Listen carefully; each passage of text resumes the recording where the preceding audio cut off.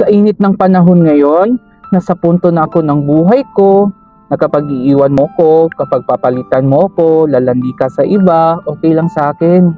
Sige, dun ka sa malayo, magpakasaya ka. Hindi kita hahabulin, hindi kita pipigilan. Tandaan mo, hindi ka aircon ha, hindi ka aircon para habulin. Mas mahalaga yung aircon kaysa sayo. Huwag ka magmalaki.